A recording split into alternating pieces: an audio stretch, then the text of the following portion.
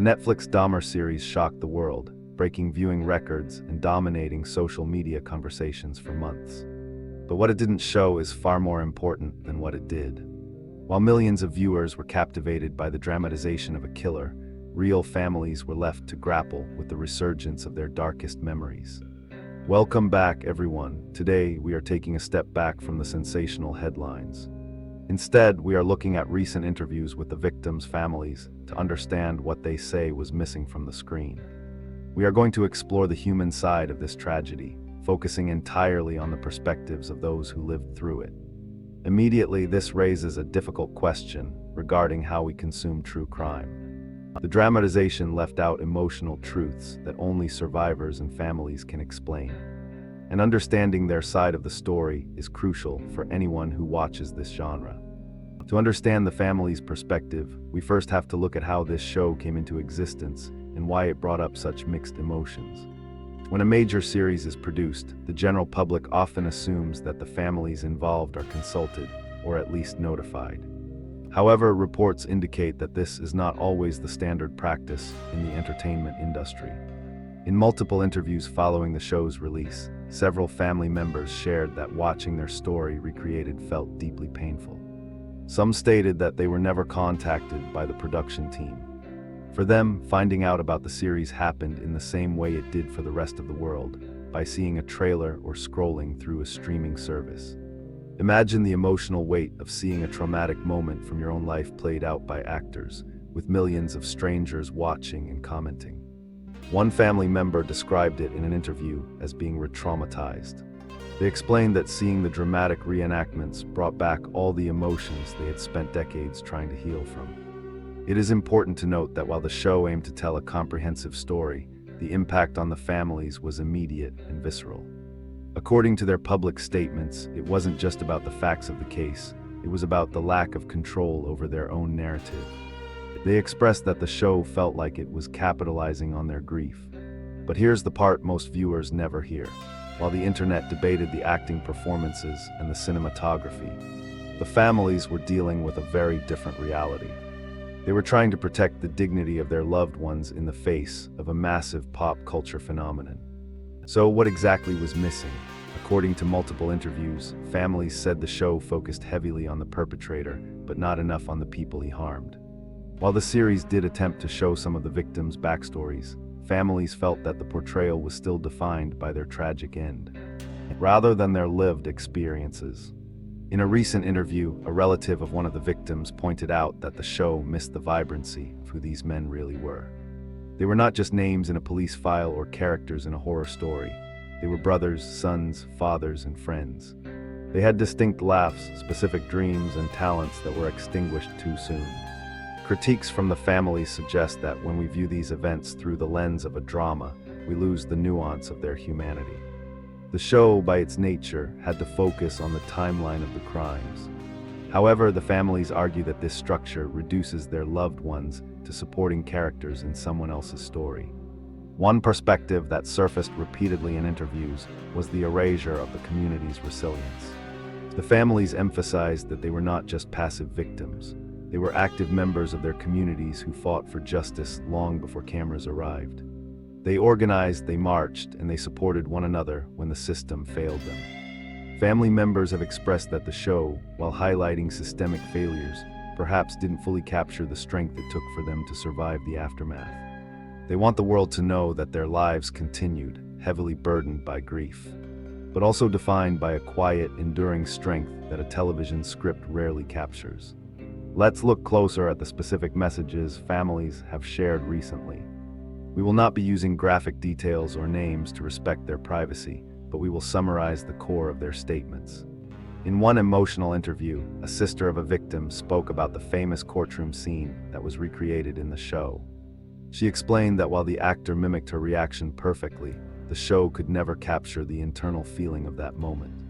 She described it not as a dramatic scene, but as the breaking point of her soul. She wanted viewers to understand that her pain was not a performance. It was the raw, unfiltered reality of loss. Other families have used their platform to call for a change in how media companies handle true crime. They have stated clearly that they want their loved ones remembered as human beings, not as plot devices. They have asked for the media to focus on prevention, ensuring that the systemic failures that allowed this to happen are never repeated, rather than focusing on the sensational aspects of the crimes.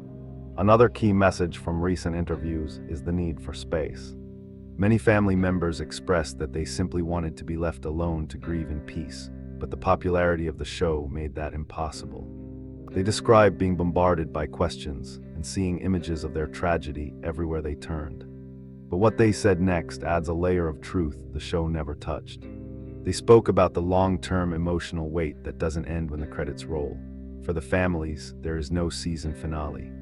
The loss is a daily reality, and they want people to understand that their grief is not a form of entertainment for public consumption. This brings us to a critical discussion about the emotional cost of true crime entertainment. Advocates explain that families often feel unseen in mainstream retellings. When a tragedy is converted into a hit series, there is a risk of glamorization. Family members have pointed out the disturbing trend of people dressing up as the perpetrator for Halloween or making fan videos on social media. They have expressed that this feels like a mockery of their pain.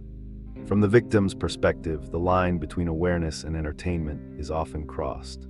While true crime can be educational and can shine a light on justice, families argue that it becomes harmful when the focus shifts to the aesthetic or the thrill of the macabre. In several interviews, relatives questioned why the killer's childhood and psychology were explored in such depth, while the victims' lives were often summarized in brief scenes. This imbalance creates a skewed reality where the perpetrator becomes the protagonist. Media reports indicate that this phenomenon can lead to a sense of isolation for the survivors.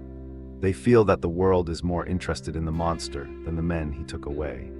They struggle with the knowledge that millions of people know the killer's name, but very few know the names of the victims. This is the heavy price of turning true crime into a binge-watching event. It forces families to compete with a fictionalized version of their own history, a version that is often polished, scripted, and sold for profit. However, amidst the pain, the families have been very clear about how they want their loved ones to be remembered. They want to reclaim the narrative. In touching tributes and interviews, they have shared stories that have nothing to do with the crime. They speak of young men who loved music, who were talented athletes, and who had infectious smiles that lit up a room. One family member shared a memory of their brother's kindness, describing him as the type of person who would give the shirt off his back to a stranger. Another spoke of a son who had big dreams of traveling the world and supporting his parents. These are the details that often get left on the cutting room floor. They want the public to know that these men were full of life and potential. They had hobbies, they told jokes, they had favorite foods, and they were deeply loved. Stressing these aspects is crucial because it restores their identity. It reminds us that they were not born to be victims. They were individuals with complex, beautiful lives that were interrupted. By sharing these memories, the families are asking us to look past the horror and see the humanity. They are asking us to remember the life, not just the death. This perspective matters today more than ever. We are living in a golden age of true crime content, but we are also in the middle of a significant ethical shift. The reaction from the families of these victims has sparked a global conversation about the responsibility of creators. But perhaps the most important lesson from recent interviews is this: the families are teaching us that consumption has consequences. When we watch these shows, we are participating in a cycle that affects real people. Their voices serve as a check on our curiosity. They challenge us to ask ourselves why we are watching and what we are gaining from it. Are we seeking justice and understanding, or are we simply being entertained by someone else's nightmare? The pushback from the families has forced streaming platforms and production companies to reconsider how they approach these delicate stories. It has highlighted the need for consent and collaboration. It has shown that you cannot tell a story about trauma without including the voices of those who carry the scars. This is a turning point in how history is documented. The victims' families are reclaiming their agency, and in doing so, they are changing the industry for the better. Ultimately, what can we learn from their voices? Listening to the victim's perspective reminds us that these stories were real lives, not episodes. It teaches us empathy. It teaches us that behind every headline is a family that still sets a place at the dinner table for someone who isn't coming home. It teaches us respect for the dead and compassion for the living. The families have shown immense grace under pressure, educating the public even while they are grieving. They have modeled what community healing looks like, standing together to support one another when the world wanted to pull them apart. They remind us that responsible storytelling isn't just about getting the facts right, it's about getting the heart right. It's about understanding that some stories are not ours to take, and when we do share them, we must handle them with the utmost care. What the Netflix show didn't tell you is simple. The people at the center of this tragedy were loved, they were human. And their families are still living with the ripple effects today. The show may have ended, but for them, the story continues. It continues in the work they do to honor their loved ones, and it continues in the memories they hold dear.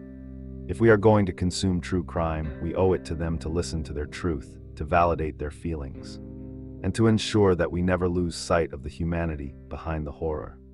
If you appreciate sensitive, human-centered storytelling, feel free to like, comment, and subscribe. Thank you for listening and for choosing to remember the people who matter most.